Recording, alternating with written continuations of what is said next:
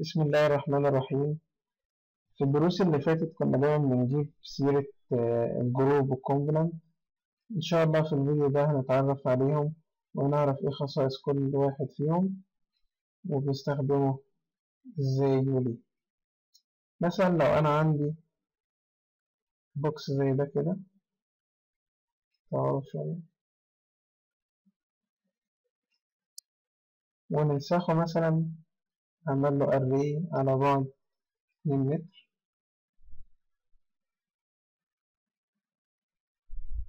في 10 مثلا، دول ماسكين دول،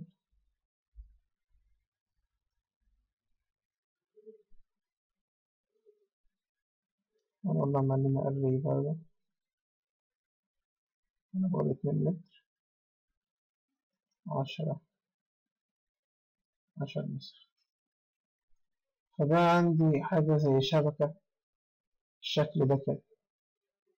أنا عاوز أعدل مثلا على المجسم ده أو الأوبجكت ده. من الطبيعي إن أنا أجي أضغط 3 مرات عليه فبيتحدد بالطريقة دي، أو أجي أفضل أظبط الصورة بالشكل ده عشان أجيبها بالسلكت.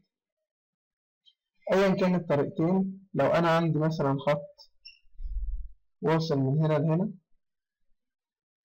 أولا الطريقة اللي هي إن أنا أقعد أظبط الشاشة دي عشان أجيبها بالسلكت ويندو دي صعبة جدا وتكاد تكون مستحيلة في بعض الحالات. يعني مثلا لو أنا عندي خارج من المجسم ده اكسترود تاني مش عارف ايه كده، فبيبقى صعب. فهي أسهل حاجة اللي هي إنك أنت تضغط كليك 3 مرات عشان تحدد المجسم كله. بس لو أنا عندي خط زي ده كده واصل من ده كله، أول ما أضغط 3 كليك ورا بعض هيحدد لي كل المتصل بالخط ده، لأن الخط واصل بين التلات المجسمات دي كلها أيا كان عددهم التلاتة دول. نمسح الخط. فسكتش أب زي كتير من البرامج زي الماكس والريفت والكلام ده كله والبرامج بتاعت 3D موفر لنا حاجة اسمها الجروب، عامل زي الجروب في الكاد برضه،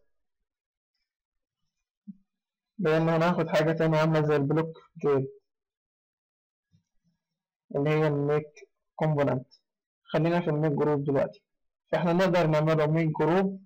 نيجي نضغط كليك يمين، نحدد الأول زي ما اتعودنا في سكتش اب، لازم نحدد الأول قبل أي حاجة، وبعدين كليك يمين، بعدين نقول له ميك جروب، فبيخليه لنا كأنه عنصر واحد، مش كأنه هو فعلا بيبقى عنصر واحد. طيب أنا عاوز أعدل على العنصر ده أو المجسم ده، بضغط كليك مرتين عشان أقدر أعدل براحتي. فايدة الجروب ده أولا زي ما احنا قلنا بتقدر يبقى سهل إنك أنت تحدد اللي أنت عاوزه أو تعدل فيه. 2 10 ونيجي من هنا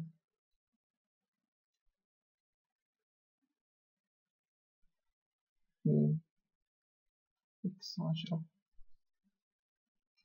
أنا عاوز أي عنصر أو أي مجسم بروح ضغط عليه مرة فبيتحدد، أضغط عليه مرتين بينزلهولي عن الباقي عشان أقدر أعدل فيه. يعني لو جيت بالإكسترود على أي مجسم هتلاقيه مش بيعمل إكسترود، لازم على المجسم اللي أنا دخلته جواه عشان أقدر أعدل فيه أيا كان بقى هعدل إزاي.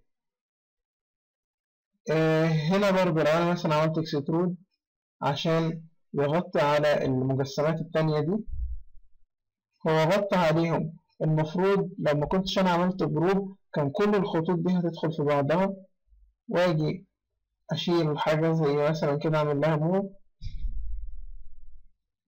ما كانش هيطلع لوحده كده. كان هيعمل لي تشوه للمجسم ده كله، اللي هو واخد التلات مجسمات الأولية دي والإكسترود اللي في النص ده.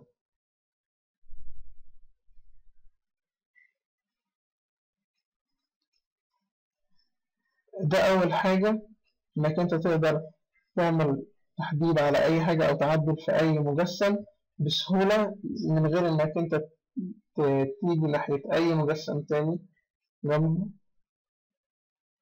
الحاجة التانية إنك أنت كل ما الخطوط بتقل كل ما مساحة الفايل بره على اللي هي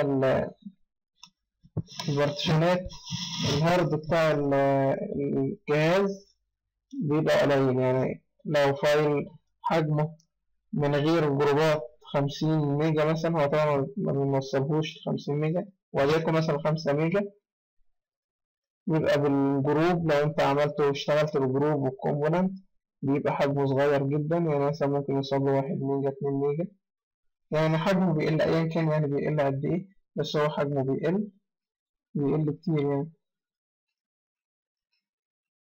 دي كان عن الجروب. طبعا أي حاجة بتتعمل على أي مجسم بتتعمل على الجروبات برضو، يعني برضو بيعتبر عنصر نقدر نعمل له سكيل.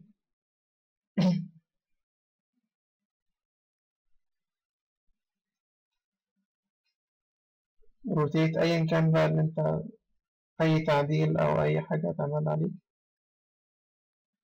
نقدر نرسم عليه برضو ونعمل اكسترود.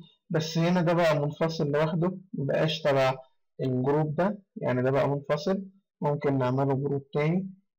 وده اللي احنا بنشتغل بيه دايما، كل حاجة اعملها جروب، كل حاجة اعملها جروب عشان المجسمات ما تدخلش في بعض.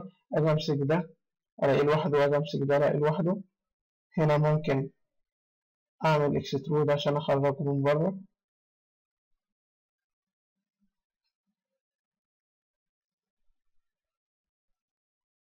طيب نخرجه نبعده شوية كده.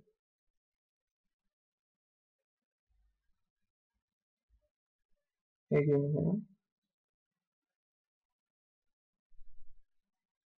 بقى ده لوحده وده لوحده. لو دي مثلا كاميرا ممكن أطلعها فوق، أجي من النقطة دي أطلعها كده.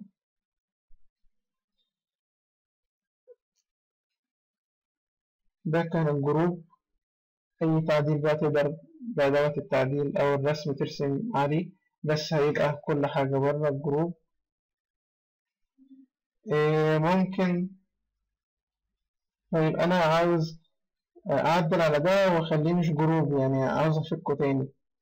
زي ما بنستخدم الإكسبلود في الكاد لما باجي أفك بلوك، هنا برضو في إكسبلود بيفكلي الجروب ده بعناصره الأولية اللي هي السطح والخطوط العادية دي.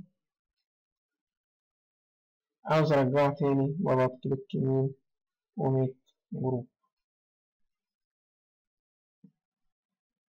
نمسح ده كله.